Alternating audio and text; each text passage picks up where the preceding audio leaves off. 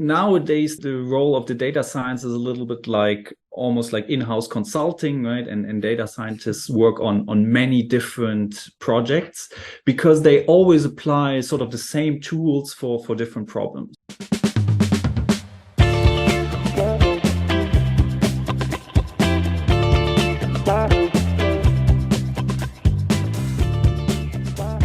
Welcome to the Product Quest podcast. Thank you for joining us on our journey to better understand innovation and product strategy. My name is Jonathan Edwards, and joining me, as always, my co-host Jan Vermuth and Scott Burleson. Decisions shape the future. Making better decisions is critical for people and for society. Businesses make strategic decisions all the time about where to invest, who to partner with, where to advertise, and much more. Customers make decisions about what products to buy and to use. Innovators, designers, and engineers make decisions about what to build so that customers purchase and use what they make. Businesses have become more and more data-driven, with data science becoming ubiquitous, but conventional data science has its limitations. In this episode, we discuss why understanding causality is critical for making better decisions and how leading businesses are increasingly looking to incorporate causality in their data-driven decision-making. Our guest today is Paul Hünermund. Paul is an assistant professor of strategy and innovation at the Copenhagen Business School. His research interests lie in the area of innovation, firm strategy, R&D policy, and causal inference.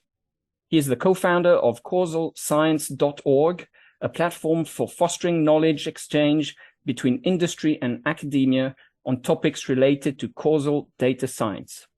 So, Paul, welcome to the Product Quest podcast, and let's dive right in. So, thanks for having me, Jonathan. A pleasure to have you on. So, could you explain to someone how would you explain what you do to someone you just met in simple terms? Yeah, like you said, I'm teaching economics and strategic management here at Copenhagen Business School, and I'm generally interested in all questions related to technology management and innovation. In particular, a research stream of mine is focused on the adoption of AI and how AI and machine learning can help firms to make better decisions and help them in their strategic planning. Brilliant. So you wrote a very interesting article on how businesses are currently using, let's say, AI to be broad, but machine learning and what is called causal AI or causal machine learning. Could you maybe tell us a bit about those two different approaches? What is machine learning for people who might not be quite aware? What are the core principles? And what is causal inference? And why do we need maybe both?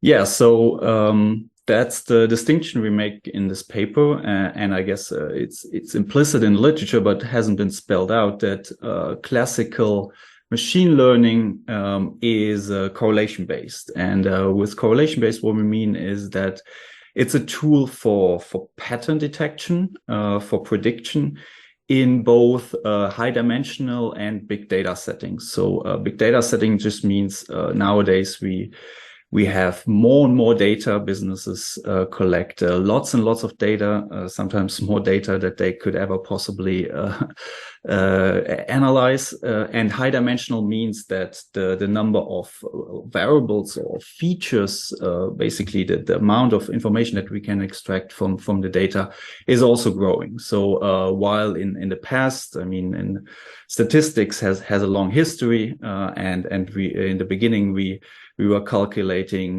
covariance matrices by hand. Now, of course, the IT has taken over, and that allows us to process much more data.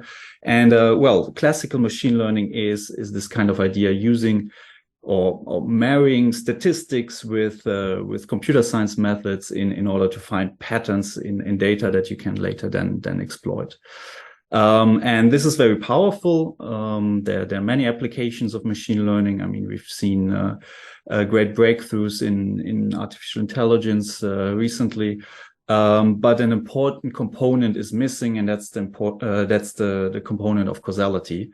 And you need to understand very clearly what the difference is in order to use machine learning and data science effectively. So maybe we can dive into this a bit, because I'm sure it's not so clear for everyone what exactly is the difference. So you mentioned a few keywords. You mentioned correlation. You talked about prediction and pattern matching. What does that actually mean? Can you explain? Maybe we can start with what is correlation exactly? Well, not exactly, I mean, just broadly. Yeah, correlation is this idea we see two variables moving together in the data. So and you can measure this strength of co-movement, and that is what a correlation coefficient, for example, does. And machine learning is really taking this idea, finding patterns in the data between two variables, but then in these kind of high dimensional and big data settings that I've talked about earlier. And that can be useful. For example, if you want to target customers as a business, you want to find out which are the customers that are likely to buy a product. And if you find a strong correlation with certain customer characteristics, let's say demographics, gender, or where customers live, that might give you an edge to target your products more effectively, or target advertising more effectively. So that's the general idea of predictive analytics, let's say. So essentially, you, for example, look at attributes or characteristics of certain profiles of customers, and you try and find out which profiles might be more likely to buy certain products, and then that might help you, for instance, to market towards these customers and this type of thing. Yes. So there's this example that I think is quite fair. Maybe you can expand on this a bit. You probably know it. It's this thing about the correlation between chocolate consumption and number of, I don't remember now if it's PhDs or if it's patents or something like this. Do you recall Nobel Prize winners? Nobel Prize winners. Yeah. Yes, that's the one it is. Yeah, okay. And coming from Switzerland, obviously, I'm very interested in chocolate. And I think actually Switzerland comes out quite well in that particular relationship.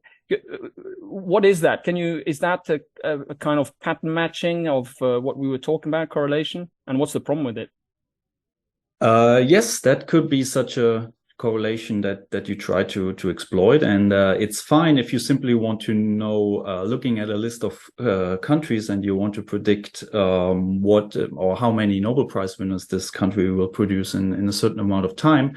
Then you can use information on chocolate consumption, because that's a strong correlation in the data, to predict this outcome variable. I think a similar example is ice cream consumption and shark attacks.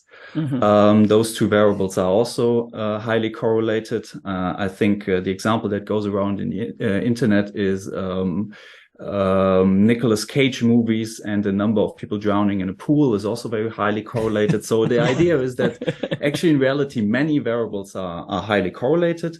That can be a good thing for certain applications. Let's say you find a stable correlation between a variable and stock market movements, and you know that if this particular variable goes down, the stock market will crash. If this particular variable goes up, the stock market will go up. You will become very rich from simply this knowledge. So a correlation can be very useful. But of course, with these sort of nonsense examples, we immediately see that correlation isn't causation. And it's not that Nicolas Cage movies motivates people to drown themselves in a pool. Actually, in this case, we don't really know where the correlation is coming from. Maybe it's just spurious, but the shark attacks and the ice cream consumption is definitely driven by weather, right? Like the sunshine brings out people to the beach. They might get a bit careless, and then the sharks are having a good day too. But it's not that ice cream consumption causes people to get bitten by sharks. Is this? Yeah. Can I just maybe ask to clarify this? So I mean this so causing will mean what? It will mean if I put a lot of ice cream stands along the beaches of, I don't know, Florida or wherever, shark attacks will then kind of, or shark attacks by sharks will increase. So that would be so I think that would be a causation. So if I kind of intervene at some point, if I turn the screw here, something else happens over there. Is that fair to say, or what would be the difference maybe? Yes, that's exactly right. So, I mean, causal inference is a prediction problem, but a specific kind of prediction problem. It's predicting the likely outcome of an action or intervention, like you just said. So the idea would be that, if I'm a policymaker and at the OECD and I see this relationship between chocolate consumption and Nobel Prize winners, and I care about, making a country more competitive, increasing the science base of this country, then the idea would be I just make everyone eat more chocolate, right? Like 8-year-olds in school or something like that. And that would in the long run give us more Nobel Prize winners. And that's clearly not the case, right? So and this distinction, I think, is important for business decision making, because if you're talking about action intervention, you already see that this is probably something very relevant for businesses. While a correlation, again, can be very useful, right? If you have, for example, this magic variable that correlates with the stock market, but this is like passively observing a system, right, of variables. You're like a passive observer, while causality and causal influence is really this idea you want to actively intervene in the system. So my favorite example is, I think that makes it very clear also where a correlation is useful, is this idea of, here in Denmark, very relevant. Each morning you look out of the window and you ask yourself, do I need to take an umbrella with me or not? For this decision, it's of course very relevant and important to have a good predictive system. So you look into your smartphone and you have weather forecasts, and they're very accurate these days. So that's a prediction that you're basing this decision on. But the outcome of, or the action that you take, is already known. You know that if you take the umbrella and it rains, you will stay dry, while if you leave it at home, you will get wet. So you already have knowledge about the action that you take. Causality, on the other hand, would be this idea of, you don't just want to know if it rains or not. You want to actually intervene, actively change a variable. In this case would be the weather. Of course, that would be a bit difficult, but we immediately see that, for example, moving the pointer of the barometer wouldn't be effective in changing the weather, right? Because there is a correlation between the barometer and the weather, but there's no causal relationship between those two. So I think it is worthwhile to tease out a bit more, because it can be quite confusing. The difference when we're talking about actions and intervening, obviously, when we have these predictive systems, so systems that are based on correlation, we still want to take some kind of action in these systems, and you've kind of alluded to this a bit in your answer. But how is this action not a problem? So we obviously understand that for the chocolate, although I'm really for increasing everyone's chocolate consumption, I think that's a great idea. But we understand that if we increase people's chocolate consumption, they will not magically increase the number of Nobel Prizes. But we're still making some kind of action based on these predictive systems. So what is the difference between the intervention that we would do from a predictive system or predictive results, and the kind of action we would do from a more causal analysis? Yes. So, like a correlation, and specifically, we often talk about the spurious correlation. So that is basically the idea that we observe a correlation that is not a causal relationship, can be quite misleading. So, I mean, examples that I've come across in my own work and teachings, for example, if you analyze website usage data of customers, you will see always most likely a stable correlation between the time spent on certain parts of the website, right? Let's say a product page, and purchasing decisions, right? Now is the question, can you usefully exploit this kind of knowledge, right? In the stock market case, that was the case because they gave you the information of when to invest and when not. But with the correlation between time spent on a website and a purchasing decision, you couldn't exploit this information, for example, by making your website deliberately slower or like trying to artificially increase the time that customers spend on the website. That would not do anything to your bottom line and to your sales, because you cannot intervene on this variable time spent on the website in order to achieve a certain outcome that you want. So, and for that, for these kind of decisions, it's really crucial that you have causal knowledge, that you understand that this correlation between time spent on the website and purchasing decision is, for example, in this case, most likely driven by a third variable that is just simply customer intent, right? If I'm already going on a website with the intention to buy, I would spend more time on a product page, check out more features and so on, and then only later make the purchasing decision.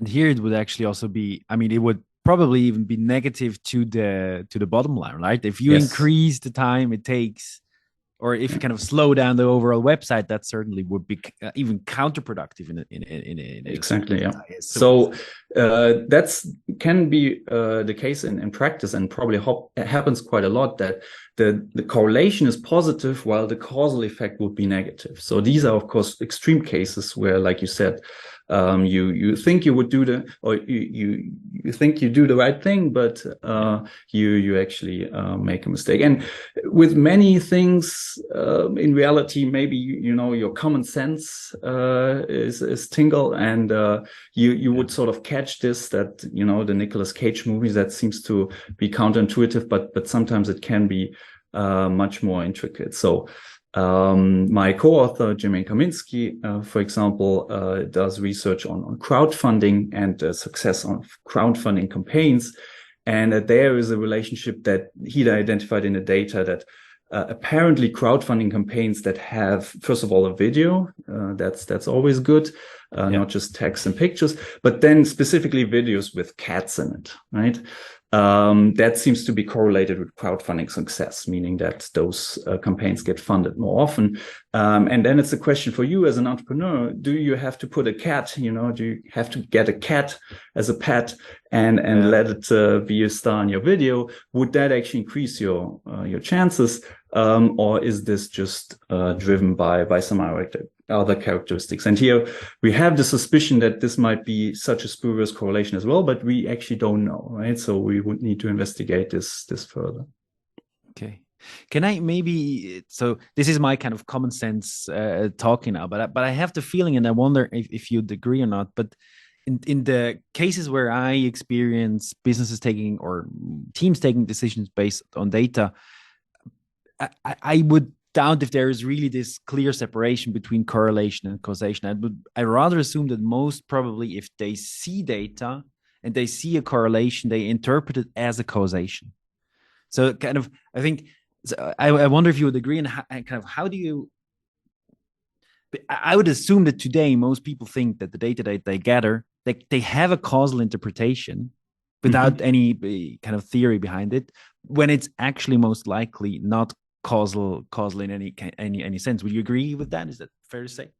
Yeah, that's a big danger, because I think that actually many, if not most, of the questions that we ask with data or in data science have this kind of causal component. And I mean, we've spoken to a lot of data scientists working in practice, and they confirmed that to us, that many of the questions they are investigating, but also that are coming from maybe top management, have this causal component to it.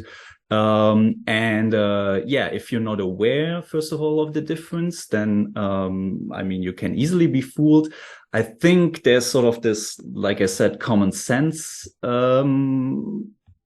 precaution, let's say, in it, right? That people would maybe disregard the most crazy kind of correlations, but in reality, it's much more like a gray zone, right? And that's the big danger, that you don't understand the difference, and you're basing decisions based on spurious correlation that turn out to be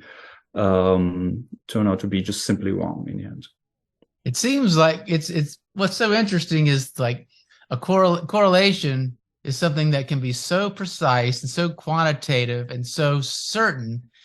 But to get to causality, we're combining this extremely objective data with something very subjective. This phrase common sense keeps coming up. It's almost like these opposite ends of analysis tools, if you will, the most objective and the most subjective. We sort of have to use these together, and that seems to be would be a challenge for bringing these two together, because there's no way, I don't think, I'd be curious of your opinion, of getting this causality 100% with objective data. Would you see that in a similar way? Yeah, that's exactly right. So, I mean, you can show, and the causal AI literature has demonstrated this very clearly, that you cannot do causal inference in a purely data-driven way. With data-driven, I mean, like a correlation, like you said, you analyze data and you get a crystal clear answer out of the data without any further assumptions that you need to make. And then in causal inference, you need to rule out, for example, alternative explanations, like the one with the sharks and the ice cream, right? They might be obvious, but there might be other factors playing a role. And you need to bring in a lot of, expert domain knowledge, knowledge about the particular phenomenon that you're investigating. And that becomes, also more subjective in a sense, because you can make different assumptions and come to different conclusions. I think, so common sense is, I've mentioned it, but I actually think that common sense doesn't always prevent you from making these kind of wrong conclusions. You need a solid, we would call it theoretical knowledge, but it's much less highbrow than that. It's just a very deep understanding, clear understanding of the phenomena that you're investigating. That is a challenge also even for experts in the machine learning and AI domain, because the current paradigm in machine learning and AI is very much this kind of data-driven focus. So everything is in the data, or all answers are in the data. And everything beyond that, making assumptions, is seen as something fuzzy and subjective. And that's the river you have to cross, so to say, in causal inference, because there's just no way to do causal inference in a fully data-driven way. Okay. So, sorry, go ahead, Jan.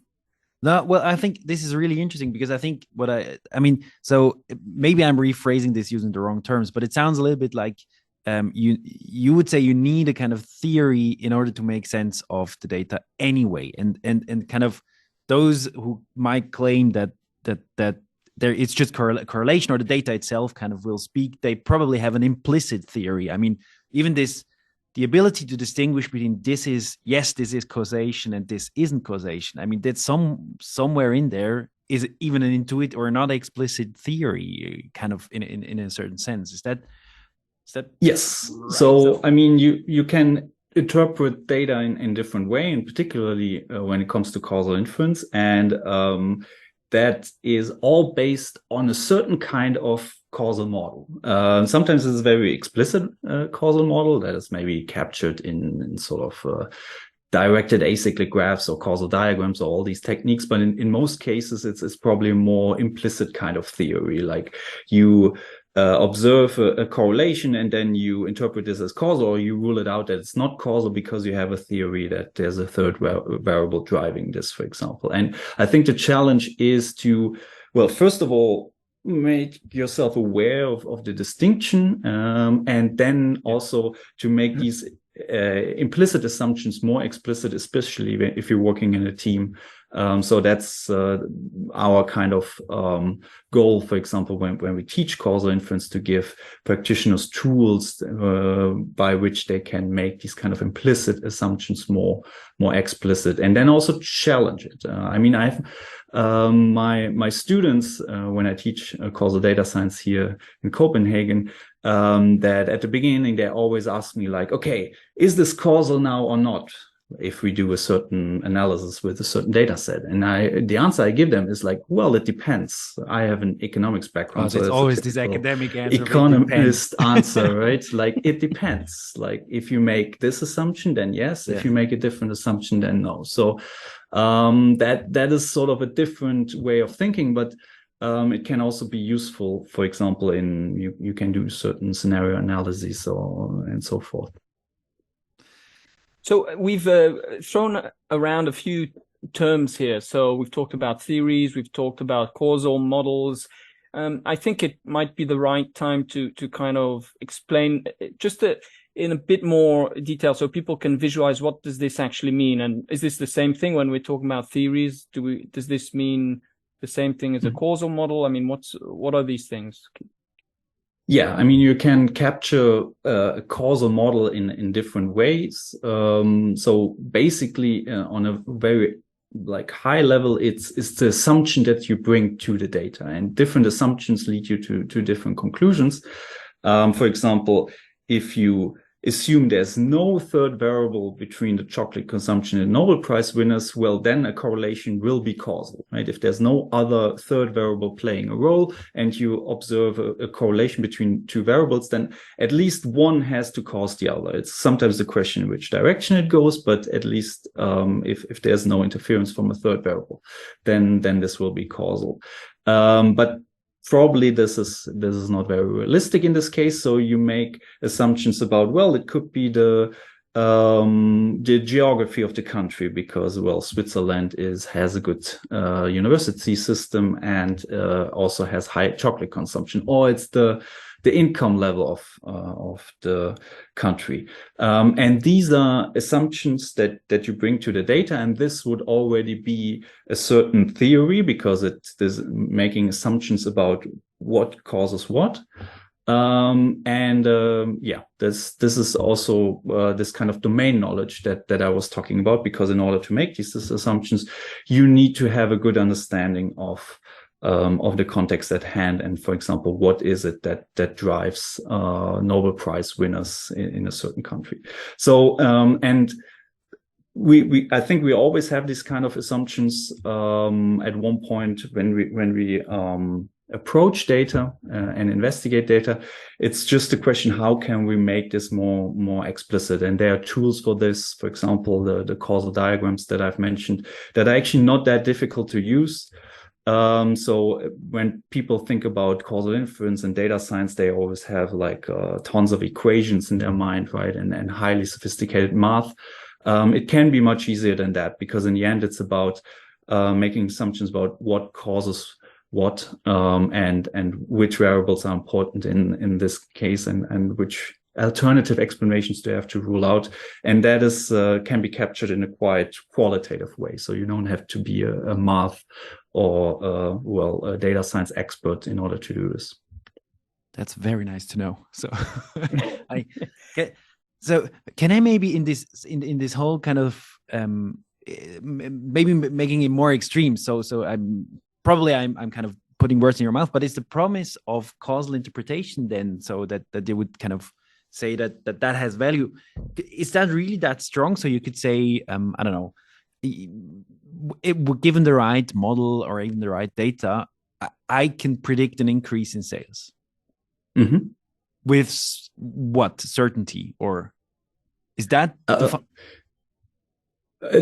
with, I'm now Yeah, it will not be certain, right? I mean, we also causal inference is in a probabilistic framework. So it's a statement about if I increase this variable X, then the likelihood of variable Y, the one that I'm interested in, going up is higher, right? So that can still, there's still variance in this. And that's important also to know, because even if we have identified a causal effect, let's say for firms, of adopting a certain management practice on sales for that one particular firm, it's still a probabilistic draw of whether you will actually materialize. But at least on average, often we are estimating average causal effects. It's your best guess that this will be beneficial for you.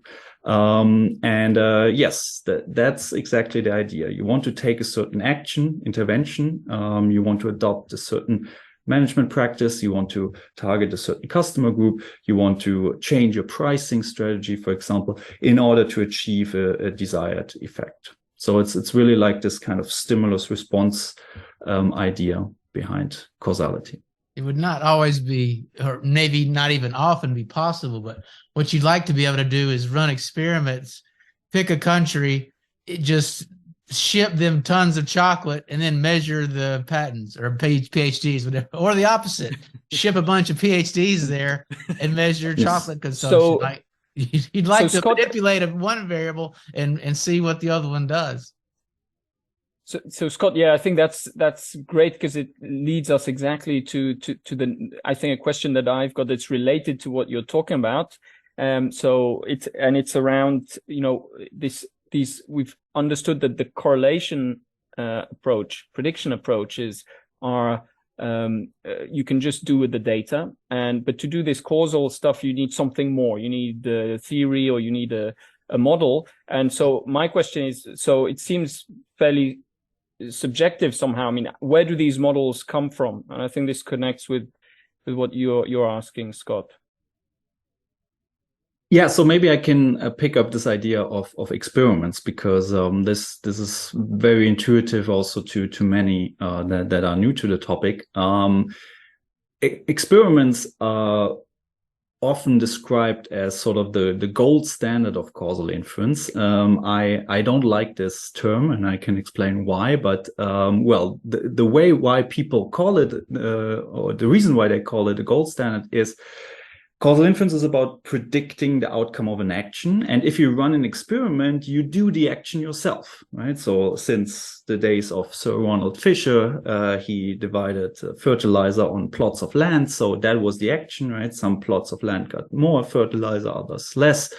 And then you just wait for some time and you observe the outcome. And that's also pretty easy to explain to practitioners, right? So that's why it's an effective tool in data science. You can, even if you're not a data science expert, you can easily communicate that to top management, for example, if you're able to run these kind of experiments. So what kind of experiments are businesses doing? I mean, because I think businesses do kind of experiment on stuff. So what are the most things people mostly do?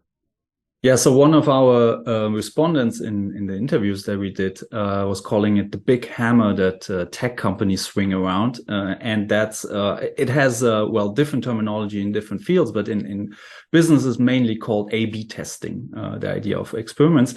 So very literal name, right? You have an A option and you have a B option. And then you observe which of the two performs better on a certain outcome metric, and then you go either with the A or the B. And that's often done in online contexts, because there you can reduce the costs of experimentation quite drastically. And for example, companies like Booking.com, which is a leader in that field, they run several thousand of experiments each year. And then if you go to the Booking.com website, you would be either redirected to version A or B. And often it's like these very small incremental changes, right? Let's say the color of a button, or like a sentence that differs, that gives you more information at the checkout or something like that. And then because, well, they have this huge number of customers over time, right, they can measure even small effects of these interventions. And if you do that long enough, the idea is that way you can optimize your website, for example, and make it more productive for you. That's the online context. That's, I think, the sort of standard example or prime example. But I mean, experiments, the idea is much older, right? Even in the offline world, like, for example, supermarket chains, they have experimental stores, right, where they try out new things, rearrange the aisle differently or so, and then see which works better.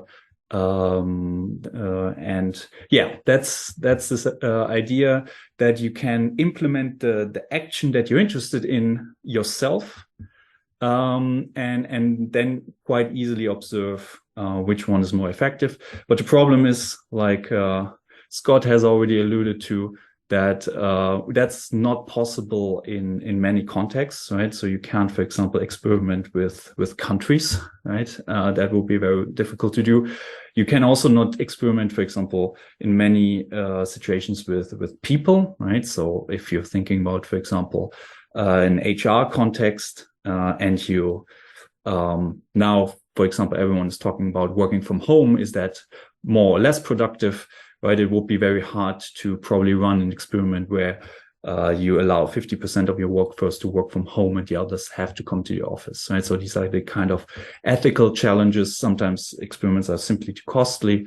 Yeah, these are the common challenges with experimenting. So the next question obviously is then, so what can you do then if you can't experiment? But I'll ask that straight away. Before that, I just wanted to ask, so how do people choose what hypothesis to test or what to experiment? So for example, how do you say, well, I'm going to decide to change the color of the button? Why the button and not something else? How do people get to that? Yeah, I think that's very, well, experimental in a sense. The honest answer is I would like to know too. So that is something that we're investigating. I think so. What we definitely know is that organizations like Booking.com, they've invested a lot of time and money to, first of all, reduce the cost of experimentation. So you set up a dedicated experimental platform with an interface. So that it's easy to run these kind of experiments from the IT side. But then also they have invested a lot in reducing red tape. So what you don't want is that, well, I have a great idea for it's the green button that works better than the current blue button. But I have this idea under the shower, but then I have to go first to my superior manager. That superior manager has to go to the next level, and in the end, the CEO has to give the go for doing this kind of experiment, right? And in many organizations, that's actually the case. So many organizations, I think, are still quite risk averse when it comes to this kind of experimenting. This experimental mindset of companies like Booking, Facebook, Google, and so forth is the idea that, well, teams, individual teams can run these kind of experiments with as little red tape as possible. You just have to take sort of ownership for this experiment, but it's okay if you fail, right? Because if the hypothesis doesn't work out the way I planned, we just stick to the baseline. Yeah, everyone can run these kind of experiments with as little bureaucracy as possible. So I believe Facebook, for example, they have this quite amazing system where they can show a different Facebook to different people, and from what I understand, they're continuously doing these experiments, and it's nearly in a certain way automated. They even change stuff in a kind of nearly automated way and try things out kind of automatically. So one thing I was wondering, so can you do these experiments? For example, if I want to test a button, can I, for example, try the button with red and then a few weeks later change it and see what works best? Why do they always do these experiments? It seems you have this A/B testing at the same time. Why can't you just, okay, I do my website like this and then I do it like this and see what works best? Yeah, ideally you want to do it at the same time because you will always have some form of cyclicality, right? Or like time trends in your data. So if you do it sequentially, there's just a big risk that, well, let's say you do the A option in the first 2 weeks of December, and then you do the B option in the second half of December. And then you observe an effect, but it's just driven by well, in this case, Christmas, right? So, and again, like in the obvious cases, that would be one of those assumptions again that I was talking about earlier. Maybe in the obvious cases, you might be able to catch that, but maybe it's just some other kind of, time trend that you're not able to catch. So, that's why you usually want to do that exactly at the same time. And often in practice, these kind of A/B tests run for about 2 weeks, 3 weeks, 4 weeks, right? And in the simplest case, it's really just you have these two options of Facebook, or two versions of Facebook, or two versions of the booking.com exactly at the same time. But of course, that might be can be inefficient in a way that if already very early on it turns out that the B option is much better than the A option, you actually don't want to have those two options running simultaneously for 4 weeks. You want to switch to the B option quicker, and you can formalize this kind of trade-off in a kind of what data scientists call reinforcement learning or bandit type of modeling, because this trade-off is really about exploration and exploitation. You want to explore new possibilities, but at the same time you want to exploit the best options that you're already having, and in that way you can do that. So but that would be already a quite sophisticated setting, these kind of bandit models. Not many organizations apply that. It's often used in kind of pricing strategy, for example. But I think that the standard is still the sort of plain A/B testing or an ABN testing, where you would have more than two options running simultaneously on the platform. So you mentioned reinforcement learning. I don't know if this takes us a bit off topic, but can you maybe just explain what that is? If there's an easy way to say what it is in a few words? Yeah, so maybe I also put these two terms together, reinforcement learning and bandits, bandit modeling, and there are difference between those two. But the plain idea is really like trying or doing this kind of experimenting in an automated way, and in such a way that you, like I said, exploit the better options earlier. So you wouldn't like just simply wait for a fixed amount of time, let's say 2 or 3 weeks, to keep this experiment, but you would try to expose more customers over time to the option that you currently think is the better one. So if the B option turns out very early on to be better, you wouldn't completely switch to the B option, because then you would not explore the difference anymore between the two.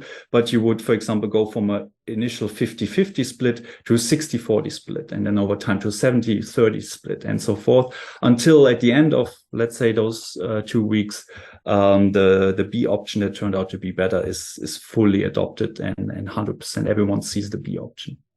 Okay. So we've talked about experiments as the gold standard for doing causal inference, and you mentioned that there are some often difficulties with doing experiments, such as the fact that sometimes you cannot intervene on some things for maybe purely practical cost or moral reasons. You cannot actually perform the experiment you would like to do. So we do need to make decisions, and these decisions need to be based on a causal and understanding. So what can people do? Is there something else people can do, companies can do, instead of just experiments? Yeah, so the reason why I don't like this term or phrase that experiments are the gold standard is, well, first of all, what you mentioned. In many settings, it's simply not practical to run experiments. Then another challenge in practice is that since these experiments often run only for a short amount of time, like I mentioned, 2 weeks or so, if you want to observe a difference between the A and B option at the end, that needs to be something short term. And that is the problem of that in reality, we base decisions often on proxy metrics, short term metrics. But what we actually care for is in the long run. So let's say you care for whether a customer comes back to your website. But that is not something that you can observe after 2 weeks because maybe customers come infrequently to your website. So then you would rely on proxy metrics like, let's say, clicks on a certain link or something like that. And that gives this kind of short-term perspective, myopic perspective that you often see when you have this kind of A/B testing strategy. And the third big reason or challenge with experiments is, so-called, is again a technical term, external validity, but it's simply this idea of you run an experiment at a certain point in time, or for a certain, let's say, geographical area, and then you worry about whether this causal effect that you estimated from the experiment is also valid in different settings. And in a business context, this happens frequently. Let's say you're a small startup and you have run experiments in the past for a certain market, but now you want to expand to a different country. The question, do customers in that market you want to expand to behave in the same way? Or do you have to perhaps repeat the same experiment again? So that would be geographical space, but you can think about the same problem in time, right? You've done experiment in summer, and then you had a lot of travelers for leisure purposes. Now you are in fall, and maybe the business travelers that are more prevalent. So is the same cause effect still valid there? And these kind of challenges lead then, many data scientists and businesses to also look beyond experiments into the idea of so-called, observational causal inference, where you still want to do causal inference, but you're actually not intervening yourself. You're doing an action yourself, but you try to figure it out simply from the data you observe, that you have accumulated in the past, let's say the customers' data on your website. And also there, with the right techniques, you can identify causal effects. And often these kind of causal effects from observational methods, they're more robust in terms of these challenges like external validity, because there you can simply observe a much larger or broader time space or longer time horizon. And so, am I correct? Oh, sorry. Go ahead, Jan. Well, I was just. I mean, I'm not that well versed in this whole kind of data perspective, but I feel like almost like the let's say the reasoning or the philosophy behind it is very similar. I mean, if you go down to really product innovation, where I'm more comfortable in and where kind of I live more or less my daily life, the notion of experiments is very, very strong there as well. So they call it prototyping, pretotyping, and 100 different other words, but it's basically the same idea. So what you need to do is you need to build something, test it in a certain way, and then ideally you do many experiments, and only then kind of can you learn and improve and find an innovation that works in a certain sense. So I would really wonder, where does this I mean, in a sense, I feel like it's all people don't believe that you, or don't know how, that you can gather data or have a sense of understanding the why. What you can do is you have usage data, time spent on clicks on the website, or the purchase intention, stated person, all these kind of, which for me are more or less concerning the how, or what people do. But there is kind of nobody believes, and maybe that's kind of the what I'm asking for the third time in a sense is, how do you make somebody believe that yes, you can find out stuff about why people do certain things?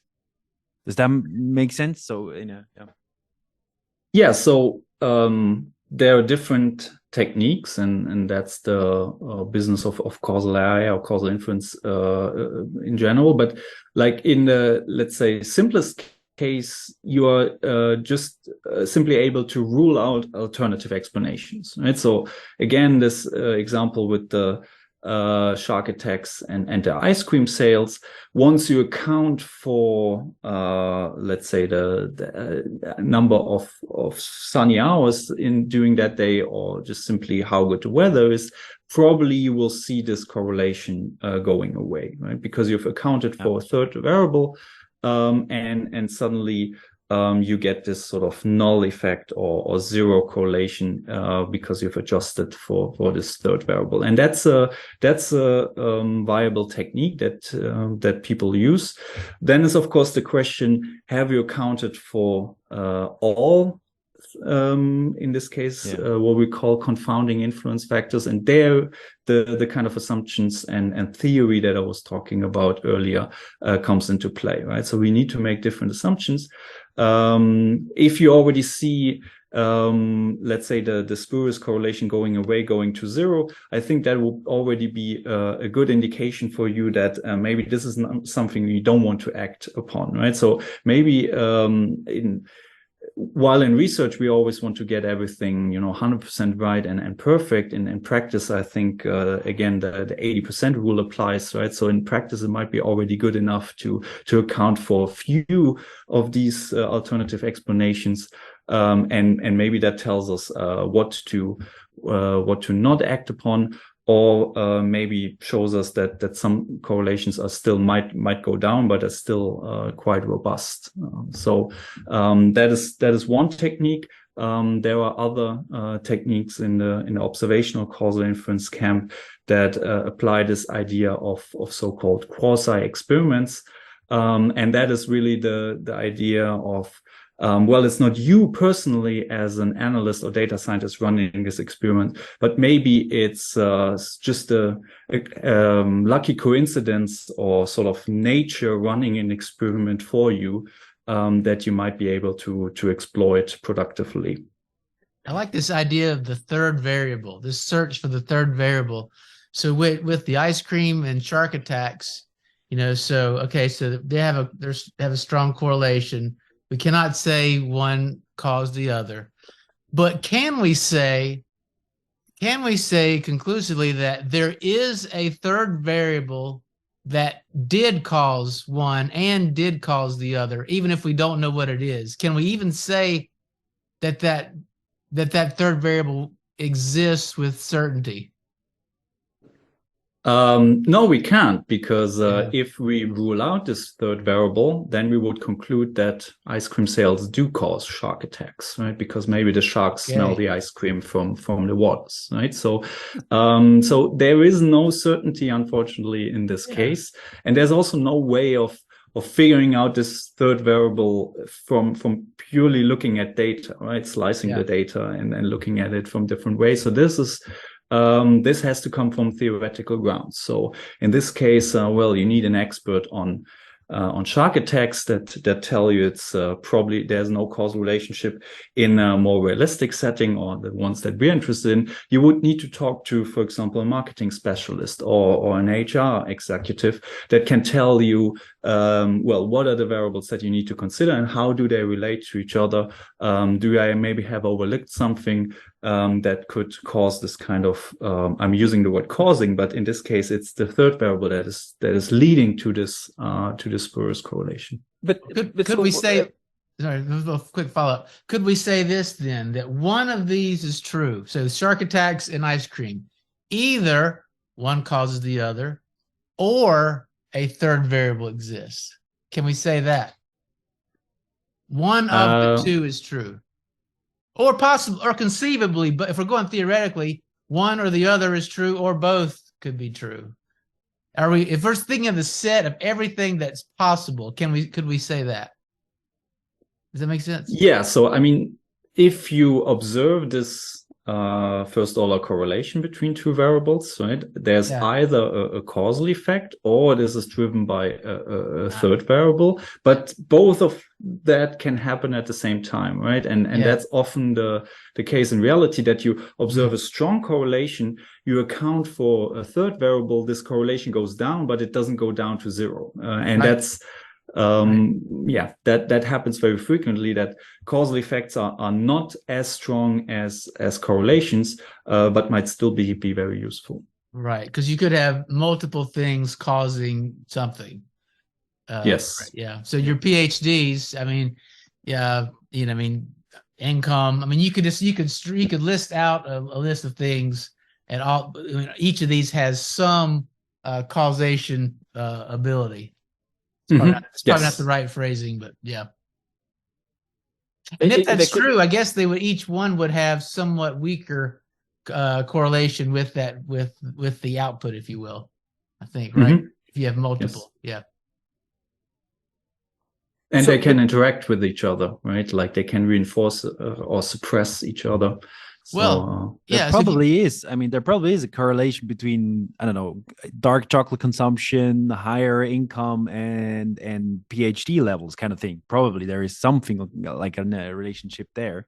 Well, if you took longevity, like how long people are going to live, like nutrition, the degree that they're in physical shape, and level of education. If you take all of those, that certainly I mean, they're gonna they can all cause each other, right? The longer I like that, Scott, because you're already in the business of causal modeling now.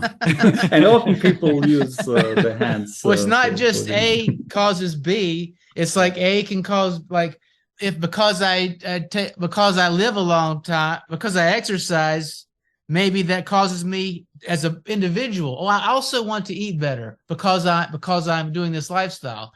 And then they both go to a longevity of life, right? So you could have this sort of recursive loop, it seems. Yes. Wow, so where do we get this knowledge from? Where do you said we bring in experts to do this work, to tell us that the sharks have nothing to do with the ice creams? But how do we know this then? I mean, yes, so I think that's also an important perspective change once to move from classical machine learning to causal AI and causal data science, because nowadays the role of the data science is a little bit like almost like in-house consulting, right? And data scientists work on many different projects because they always apply sort of the same tools for different problems, right? So like predictive analytics algorithms, like whatever, neural networks and boosted trees and so forth, right? They work in various different contexts, and you have your tool set and you apply it to different problems. That's not enough for figuring out causality, because there you need to have this domain knowledge about the sharks and the ice cream, or the HR context, or marketing, or pricing. So either you need to bring in this knowledge yourself. So maybe you as a data scientist also have knowledge in the finance area, or you have a marketing minor or so. But I think what we believe is more fruitful is when you have mixed teams, or bring people together, those with the technical expertise about how to analyze data and what kind of algorithms to use and how to prepare data. That's certainly still very, very relevant. And those people that have the specific domain knowledge of the phenomena that you're investigating. And I mean, that also requires that, of course, these people are able to speak the same language, which nowadays probably is still difficult, because if we're talking about machine learning, and you pair that data scientist with a marketing specialist, probably that marketing specialist doesn't know that much about these specific predictive algorithms. So that's a challenge. But my question is, I think, more general and more philosophical. Is how do people, experts or whoever, acquire their causal understanding? Where do people get these? So yeah, we can bring an expert in, but what is it that this person has done, or what is it that makes it such that he can have a model like this? Is this a question we can answer? Or do we not know actually what the answer is to that? Yeah, so I mean, if we're talking philosophy, then I should probably say that, I mean, a causal model is a model, and a model is always an abstraction of reality, right? So sometimes people, once they get into the business of causal influence, they're sort of overwhelmed and thinking like, how can we possibly have a model of let's say the shark attacks, right? Like, what is the one model about shark attacks? Well, a model is only useful if it's an abstraction and you have this kind of Occam's razor that's sort of like the smallest model possible that is still useful in a sense, right? So first of all, I don't think it needs to be this big theory of everything. It needs to be just a useful theory, and I think for the shark attacks, it's enough. This 1/3 variable would already do the job. And well, then it depends, right? I guess. I mean, it's we need to investigate this further, but I guess it's sort of experience that you accumulate over time that make you an expert in this particular domain. I think what is also very useful, if you have the time, is to investigate the scientific literature, perhaps on a topic, right? To identify what kind of variables are important, how do they relate to each other, what could be possible alternative explanations, well, there are certain data science techniques that you can also use for causal modeling. So that would be the general idea of causal discovery. So there are ways to also sort of do causal modeling in a data-driven way, but it will never get you like 100% there. So you will always have this kind of theoretical or expert domain knowledge that you need to bring into. So the idea is basically that experts, they are in their practice, they are kind of doing kind of experiments, and therefore they gain some kind of knowledge, maybe, or something like this. Yes. So experiments, not formally experiment. Yeah. Not. Yeah. Exactly. So this will be sort of implicit in the heads of people, and if we want to do causal inference, we need to get this domain knowledge out of the heads of people. So I mean, I know, for example, of organizations that take causal inference very seriously, and they put data scientists and domain experts in a meeting room in front of a flip chart and ask them like, please. Let's produce this causal diagram of this certain aspect, because we need to know what kind of variables are important, what do we need to account for, what are possible alternative explanations.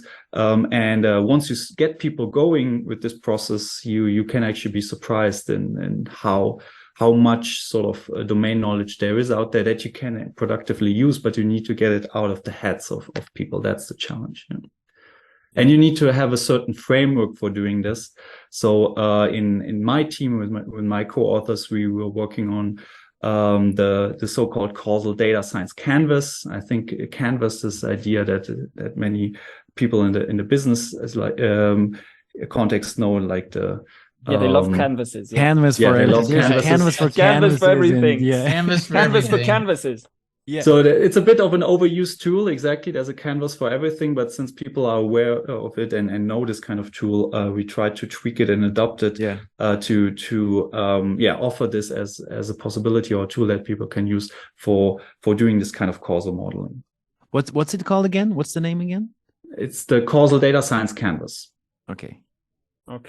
And I also wanted to get back to something Jan talked about, and which I think is of interest to us. I mean, we talk about creating new services and products, and how can we ensure that these products and services are successful.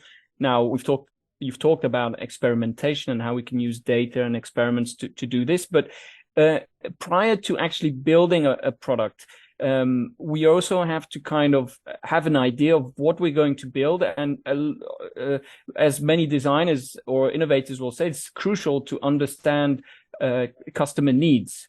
And I was wondering, is there a connection between this kind of causal reasoning and this understanding of customer needs? Do you see a link there? Yeah, so that's an interesting question. I mean, I think like a lot of the marketing literature on customer needs would be still in this kind of predictive framework. So like identifying customers that have a certain need and that we can target with a product, or that we can target with a certain kind of advertising, and that advertising would be differently effective for others. So that would be sort of a prediction problem in that case.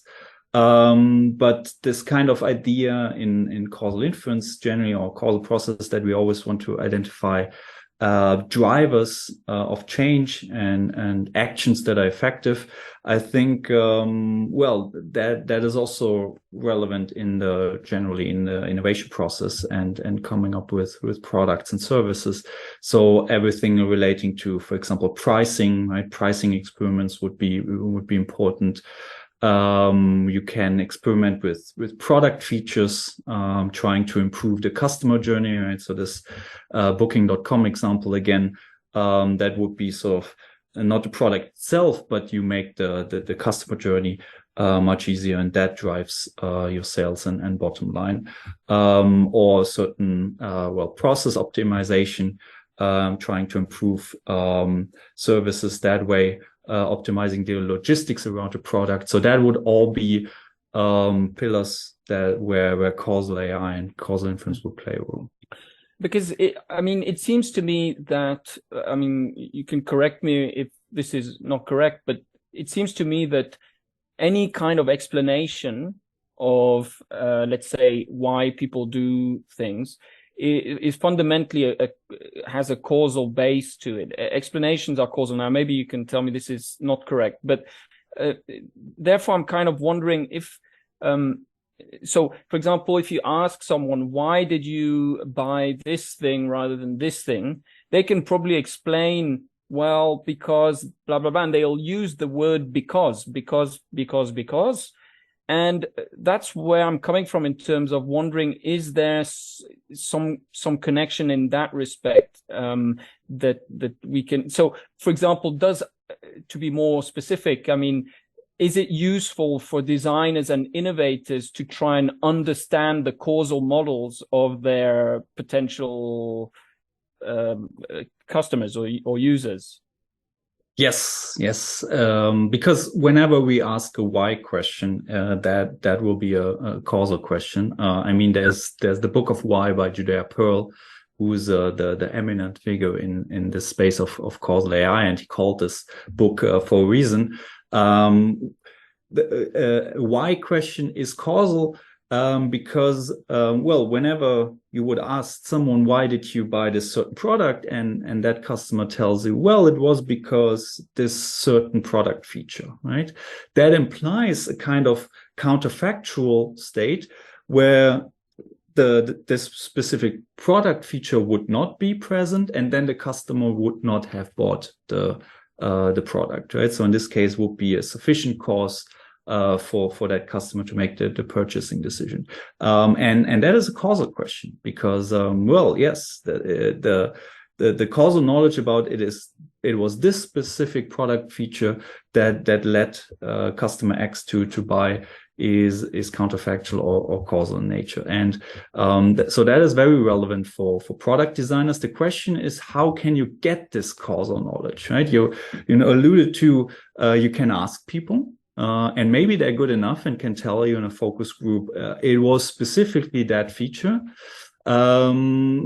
In certain contexts, I might be a bit more skeptical about this. Right? Are people actually able to pinpoint the causal driver of their purchasing decision? But would it be a feature? Sorry to cut you off. I'm sorry about that. But would it be? Of course, people can buy something for a feature, but could the cause be a kind of, let's say, constraint or on what they want to achieve, or let's say somehow a goal. For example, I can say, okay, I choose to eat a sandwich at lunch instead of having a 3-course meal, because I don't have much time. And so in a way, it's not got much to do with the product. I mean, how does that, does that make sense? Yeah, it could be a desire of the customer too. I mean, I'm not a marketing expert. What I would imagine that in most of the cases that's the most important causes, right? Like you have a certain need that causes you to buy a product.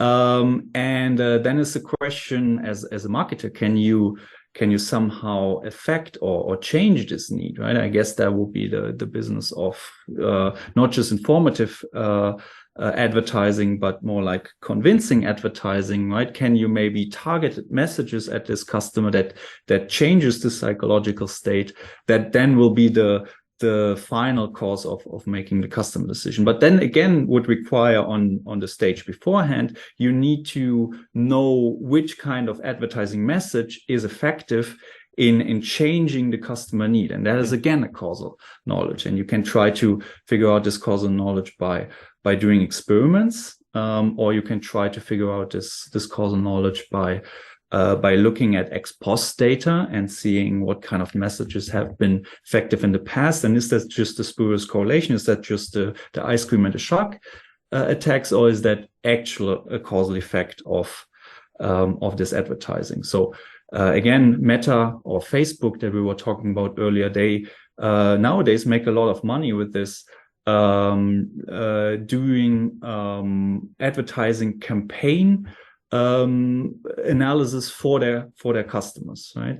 So you want to advertise a certain product, and then you have different kind of advertising messages, and Facebook offers you to run these kind of A/B tests on their platform, and then they tell you which one of the messages were more effective and to which kind of customers, because there will be an interaction of customer needs and the specific message that is targeted towards them. And that is the kind of causal knowledge that in this case is figured out by experimental ways, but it doesn't have to be experimental. I have a question. We keep this concept of causal models is pretty interesting. The one we describe is, back to the ice cream and the shark attacks is, so B and C are correlated. And so perhaps one causes the other, or perhaps there's an A that causes B and causes C. So that would be maybe a pretty simple model. It seems to be there might be some finite number of just archetypical. So there's one. It seems like there might be some finite number of just archetypical models. Like there's the 10 model. Maybe not complete, but like the 10 models that we might most often, templates almost, that we might think about as different. Maybe 2 variables could cause one or whatever. In your field, do those exist? Like we have this set of 10, 12, whatever it is, of sort of template archetypical models? Yeah. So I'm on the technical side, I'm a big proponent of causal diagrams. That is a methodology developed by Judea Pearl and others that allow to capture these kind of qualitative relationships, like A causes B or B causing A. And then these kind of templates that you were mentioning, I think are useful to get a first idea. And I think many also even causality experts sort of work with these kind of templates. But in reality, it can be, of course, more complicated. It can be not A causing B and C, but it could be, Z causing A and A causes B and C, like second order layers, let's say. And that is very relevant in practice. So I think it's sort of as a starting point, the templates are very good to get a first idea and maybe be cautious about something. But then if you really want to nail it down, I think the setting up a causal diagram and using that tool for example, like I mentioned earlier, sitting with colleagues together and trying to really figure out what the causal processes are that are relevant here. And then it can go beyond these kind of simple templates. Can I maybe interject a bit of like philosophy in here? So I think a lot of this centers around, and that's why the book is also so great.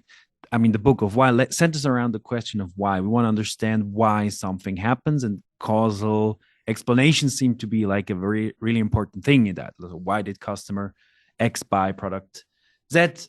We want to know why it happened. So, but of course, and when you ask them, it's even trickier. There's different kinds of answers that you can give to the question why.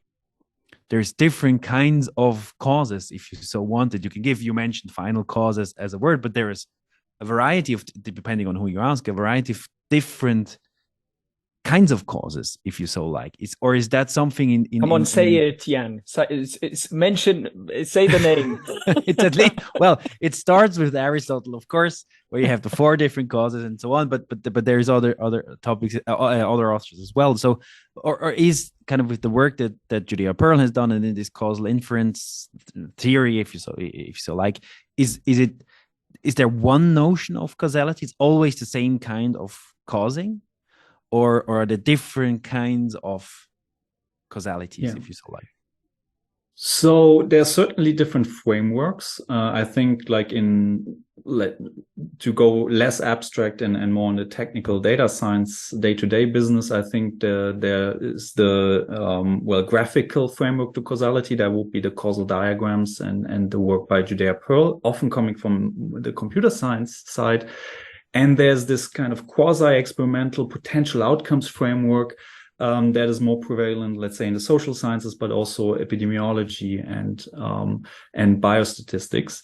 Well, on a very abstract level, you can show that these 2 frameworks are actually equivalent, like on a theoretical level, but they have different practical implications. So the way you would do causal inference, let's say, on the ground on a specific problem, depends on what kind of lens you're having, and we see also these kind of 2 different camps, depending on where people are trained in, and what kind of perspective they've picked up, let's say in college, for example.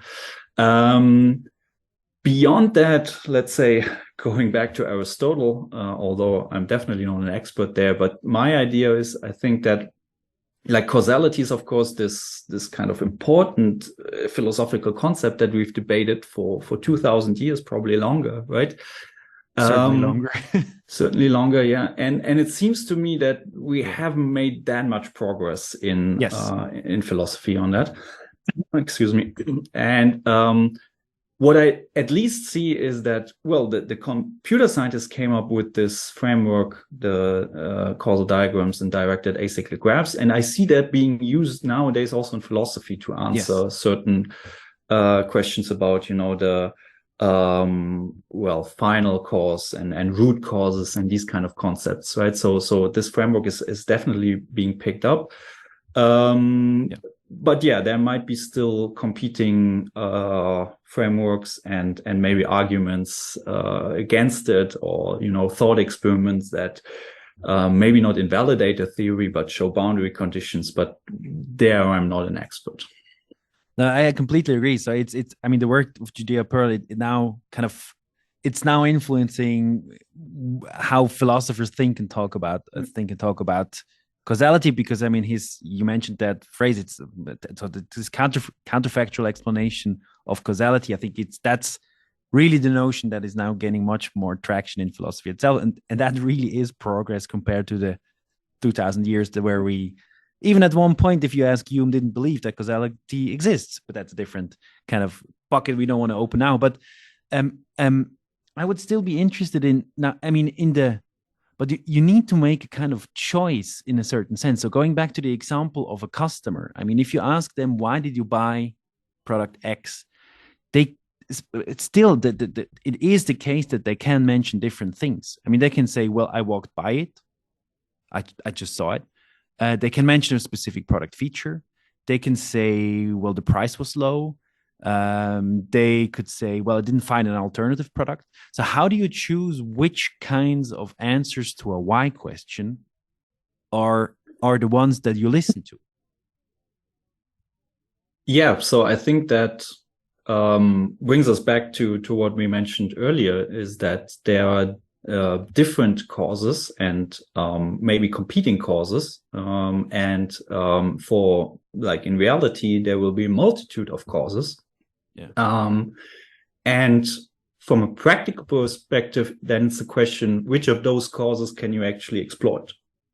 Can you change the price of a product, or is that fixed? Can you change the product features, right? So that becomes a practical question. I think, so in terms of the, again, theory and philosophical explanations, we would like to know the root cause of, let's say, climate change, right? But that will probably be unlikely that we will find this root cause, right? But it's already good if we can find a cause of climate change and maybe exploit that to reduce carbon dioxide emissions. Yeah. So that will be this perspective, I think, from a pragmatic point of view. Yeah. Okay, that makes a lot of sense. Great. So I think it's time to probably bring this home. I had a last maybe fun question to ask you. If you could put you had the first page of Google where you could put a kind of ad or something. You could write something. What is it that you would write on there that you want everyone to know? That they're going to have millions of people who are going to go and visit this, and they're going to see this ad. What would you put on there? Oh, that's a tough question. Yeah. So I'm really happy that this kind of Nicolas Cage example is making the rounds on Reddit, because I think it's teaching people, hammering home this idea of correlation is not causation, which is already an important thing to keep in mind. I think we shouldn't stop there, because that's a kind of negative message, right? It's maybe lets you be cautionary about certain things that you see, and not believe everything that also the media writes about, 2 glasses of red wine are good for your health and these kind of things. But I would like to also have sort of the positive message and teach more people about, on a conceptual level, how can you actually make causal statements and figure out causal effects and produce causal knowledge. And that also affects for example, my own teaching here at Copenhagen Business School. I don't think that causal influence needs to be the super technical, only for the math geeks kind of subject. I think it can be taught sort of at a level, like the Book of Why, which is a very fun book to read. I think as far as, let's say, these kind of pop science books go, the Book of Why is already pretty technical. So I'm not saying it's an easy read, but I think if you put in the time, it's actually a fun read, and it gives you a lot of perspective and tools, and then going from this negative message of correlation isn't causation gives you this kind of positive outlook and figuring out what is actually going on. I think that would be one. And apart from that, I mean, there are many more good resources these days on the internet, right? So good blog posts. We have our own causalscience.org website, where we have a blog regularly writing about these topics. We organize once a year the Causal Data Science meeting, which is a conference that brings together practitioners and academics, because we saw the need for this kind of knowledge transfer that always is sort of implying a one-directional relationship. I think it's more like a fruitful exchange between academics and practitioners. We see this growing over time, interest in causal AI, and I think that's a really great development.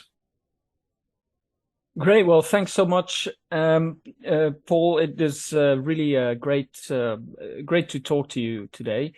I just want to remind our listeners that the article that was the basis of our discussion that you wrote with some colleagues of yours is called Causal Machine Learning and Business Decision Making, which I really recommend to people to go and check it out. We'll put it also a link to it in the notes for the show. Is there any other place people can follow you, link up with you? Yes, I'm pretty active on Twitter, and I'm tweeting regularly about causality and causal data science. So this is where I'm most active. You can also find me on LinkedIn, and yeah, have a look at the Causal Data Science meeting and causalscience.org. Hey, could you give your Twitter handle maybe so people can yeah, it's P Hünermund, but with UE instead of the umlaut U. Great. Well, that concludes today's Product Quest podcast. Please send any comments or ideas for future shows to productquestpodcast@gmail.com. See you next time.